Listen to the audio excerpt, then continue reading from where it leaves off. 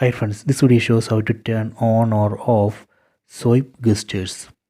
Go to settings, tap on the settings up icon, go down, tap on display, go down, tap on navigation bar. See, right now I am using buttons navigation. That is the reason we are seeing 3 buttons here. I am going to enable swipe gestures. Tap here. Done. So now those 3 buttons are not visible here.